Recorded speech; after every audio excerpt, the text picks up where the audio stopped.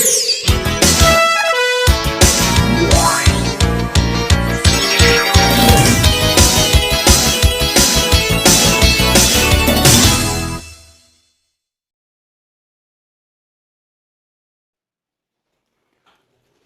Students, तो last video में हमने कॉपर और जिंक का एक्सट्रैक्शन देखा था। ठीक है, हीट और आप बोल सकते हो कि एनर्जी देके। ठीक है, तो ये जो टेक्निक हमने देखी उसे पायरोमेटलर्जी बोलते हैं। पायरोमेटलर्जी। ठीक है, यहाँ पे जो पायरो का मतलब है हीट, या फिर आप बोल सकते हो एनर्जी। हीट बोल दो, ठीक है, हीट बोल दो या फिर एनर्जी बोल सकते हो, या फिर यहाँ पे इसको बोल सकते हो टेम्परेचर आपने दिया। ठीक है, और मेटलर्जी का मतलब है एक्सट्रैक्शन ऑफ मेटल। वो तो आगे ही बता चुका हूं मैं। तो ये पायरोमेटलर्जी है। ठीक है, it is mainly based on thermodynamics principle।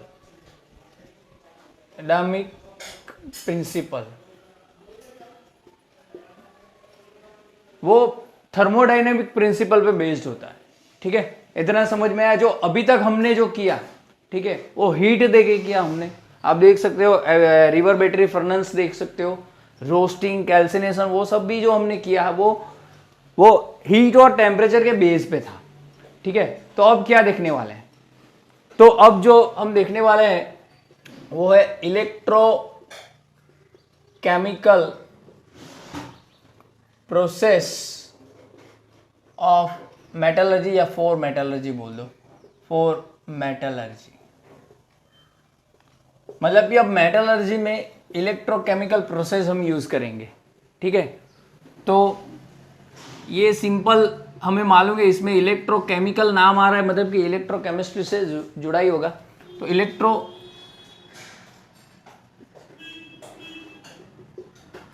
Chemistry इसमें आएगी।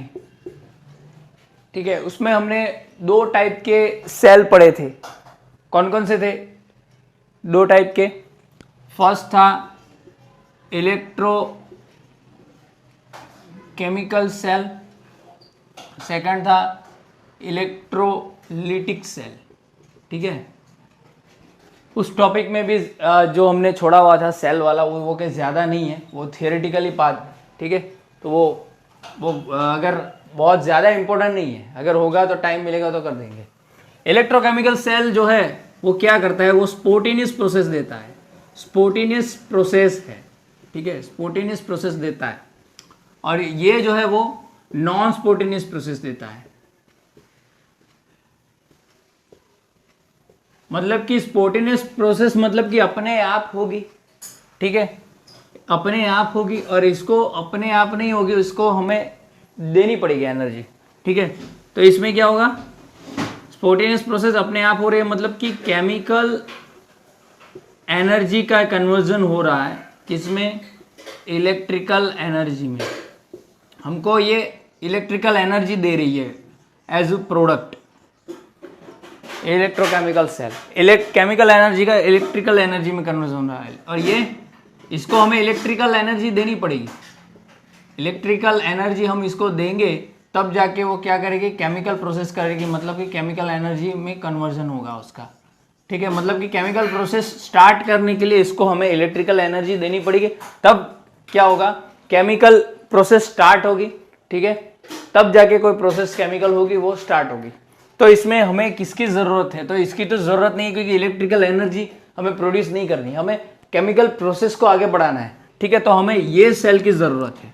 ये सेल की हमें ज़रूरत नहीं है, ये सेल की ज़रूरत है इलेक्ट्रोलाइटिक सेल की, जिसके अंदर हम इलेक्ट्रिसिटी देंगे तो केमिकल प्रोसेस फर्दर क्या होगी?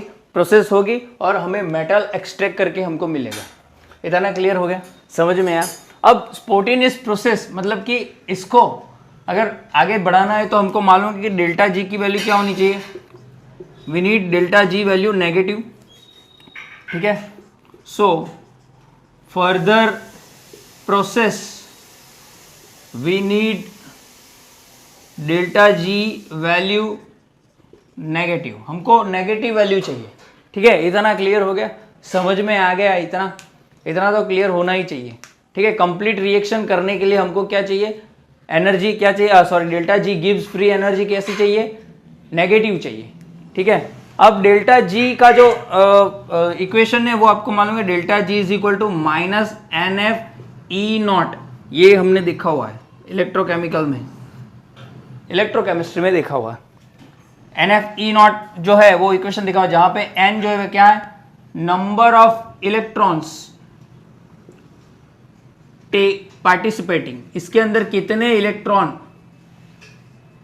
पार्टिसिपेट कर रहे हैं, मतलब कि ऑक्सीडेशन और रिडक्शन होगा इसके अंदर, तो कितने इलेक्ट्रॉन पार्ट कर रहे हैं, टेक पार्ट कर रहे हैं वो, ये क्या है, फैराडे विच इज 96500 कूलम, और ये क्या है, ये है स्टैंडर्ड इलेक्ट्रोड पोटेंशियल। ये कैसे फाइंड होता है, यहां पे लिख लेता हूं मैं, ई नॉट ऑफ अ सेल, यहां पे पोटेंशियल ऑफ अ सेल लिख लो, यहां पे E naught cathode minus E naught anode.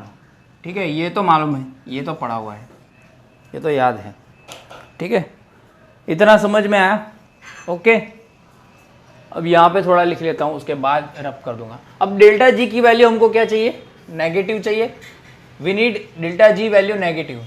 So for delta G value negative, हाँ एक और बात, यहाँ पे नेगेटिव साइन क्यों है, क्योंकि हम ये जो है वो सिस्टम खुद रिएक्शन कर रही है ना, वो ये सभी मालूम है, इसलिए नेगेटिव आ रहा है।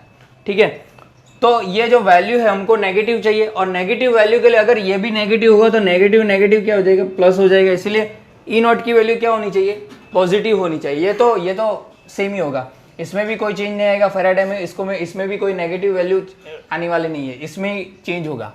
ठीक है, बिकॉज एन और एफ की वैल्यू क्या है, कांस्टेंट जैसे बोल सकते, एफ तो कांस्टेंट ही है, एफ की वैल्यू तो 96500 कूलम कांस्टेंट ही है, इसकी वैल्यू में 1 2 3 हो सकता है, लेकिन वो नेगेटिव नहीं आ सकती, इसलिए मेन यहाँ पे ही चेंज होगा। ठीक है, तो फॉर यहाँ पे मैं लिख देता हूँ, for delta ji negative E not value must be positive. E not की वैल्यू जो है वो कैसी होनी चाहिए, पॉजिटिव होनी ही चाहिए। ठीक है, जैसे यहाँ पे एक एग्जांपल ले लो, यहाँ पे एक एग्जांपल ले लेता हूँ, जिंक का यहाँ पे मान लो कि ऑक्सीडेशन हो रहा है Zn2 प्लस में। ठीक है, एक्वेस फॉर्म में 2 इलेक्ट्रॉन रिलीज करके, और वो 2 इलेक्ट्रॉन जो है वो कॉपर ले रहा है, जिसका रिडक्शन हो रहा है, यहाँ पे ऑक्सीडेशन हो रहा है, यहाँ पे रिडक्शन हो रहा है, सॉलिड में जा रहा है। ठीक है, ये 1 और 2, तो इसका ई नॉट मान लो कि माइनस 0.76 वोल्ट है, और इसका ई नॉट जो है वो प्लस 0.46 वोल्ट है। तो आप ई नॉट निकालोगे, E not of a cell is equal to E naught cathode और ई नॉट एनोड। आओ क्रिस्टियानो रोनाल्डो, यहाँ पे ऑक्सीडेशन हो रहा है, यहाँ पे ऑक्सीडेशन हो रहा है, और यहाँ पे रिडक्शन हो रहा है, तो आओ क्रिस्टियानो रोनाल्डो, मतलब कि ऑक्सीडेशन एनोड पे होगा, रिडक्शन कैथोड पे होगा। ठीक है, तो कैथोड मतलब कि क्या है, ये 0.46 माइनस ये क्या है, माइनस 0.76, तो ये क्या हो जाएगा, -46 प्लस 0.76, तो क्या हो जाएगा 1.22 ऐसा कुछ आएगा।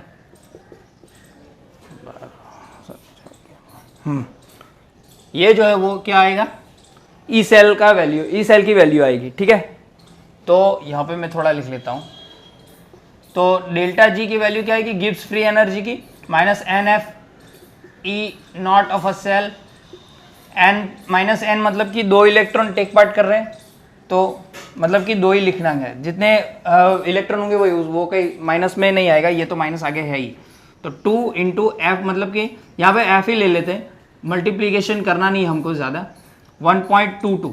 अब एफ की वैल्यू वापस से आप रख सकते हो, अगर आगे फर्दर करना हो तो 2.44 एफ, ये माइनस में वैल्यू आ गई, मतलब कि ये प्रोसेस जो है वो हो रही है। नेगेटिव वैल्यू आनी चाहिए डेल्टा जी की, तो ही फर्दर प्रोसेस हो सकती है, ये रिएक्शन ना तो नहीं हो सकती। और इसमें मेन चीज़ आप ये बात समझो, यहाँ पे ऑक्सीडेशन हो रहा है इसका, ठीक है, इसका ऑक्सीडेशन हो रहा है। क्यों? क्योंकि यहाँ पे आप देख रहे हो कि इलेक्ट्रोड पोटेंशियल जो है वो नेगेटिव है।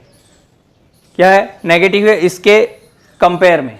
और आपको मालूम है कि अगर इलेक्ट्रोकेमिकल सीरीज हमने देखी थी जहाँ पे स्टैंडर्ड रिडक्शन पोटेंशियल जो है वही स्टैंडर्ड इलेक्ट्रोड पोटेंशियल बोला गया है, ठीक है, इलेक्ट्रोकेमिस्ट्री चैप्टर नंबर 3 हमने पढ़ा हुआ है। तो इसमें मैंने बोला था कि जितनी ज़्यादा नेगेटिव होगी रिडक्शन पोटेंशियल की वैल्यू, जितनी ज़्यादा होगी नेगेटिव होगी, उसका मतलब है कि वो रिएक्टिव होगा। समझ रहे हो आप? ये जो वैल्यू जितनी नेगेटिव हुई है किसकी वैल्यू है? रिडक्शन पोटेंशियल की, रिडक्शन की वैल्यू है, ठीक है। अगर रिडक्शन की वैल्यू होगी, ठीक है, इसका मतलब ये नेगेटिव होगी तो उतना रिएक्टिव होगा ऑक्सीडेशन करने के लिए। समझ में आ रहा है ना? मतलब कि ये जो वैल्यू है वो जितनी ज़्यादा नेगेटिव होगी वो मेटल ज़्यादातर ऑक्सीडेशन करेगा, मतलब कि एनोड पे रहेगा। लेकिन हमको तो इस चैप्टर के अंदर एक्सट्रैक्शन करना है, मतलब कि हमको मेटल चाहिए। और मेटल कब मिलेगा? जब मेटल रिड्यूस्ड होगा। मेटल जब रिड्यूस होगा तब हमको मिलेगा प्योर फॉर्म में। तो हमको क्या चाहिए? अभी ये मेटल मिल गया ना, ये रिड्यूस होके मिला ना प्योर, तो हमको रिड्यूस फॉर्म में चाहिए। तो हमको जो मेटल हमें एक्सट्रैक्ट करना है उसको क्या करना पड़ेगा? रिड्यूस करना पड़ेगा। क्या करना पड़ेगा? रिड्यूस करना पड़ेगा। तो हमको एक अच्छा सा ऑक्सीडाइजिंग रिड्यूसिंग एजेंट चाहिए जिसका जो इजीली उसका ऑक्सीडेशन हो जाए। और ऑक्सीडेशन उसका होता है जिसका ये वैल्यू ज़्यादा नेगेटिव होता है। समझ में आ रहा है? ये पूरा समझा चुका हूँ मैं चैप्टर नंबर 3 में।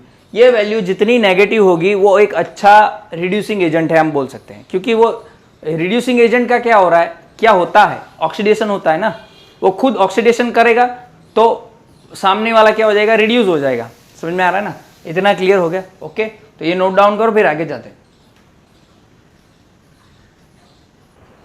सो फर्स्ट जो है extraction of aluminium with electrolytic process जो है वो यहाँ पे हम देखने वाले हैं। तो यहाँ पे एक स्टील का वेसल है जो मैंने यहाँ पे लिखा हुआ है, जहाँ पे ये जो है वो ग्रेफाइट के एनोड है, मतलब कि कार्बन के एनोड है, ठीक है। ये एनोड डाले हुए हैं और ये कॉपर का क्लैंप डाला हुआ है इसमें।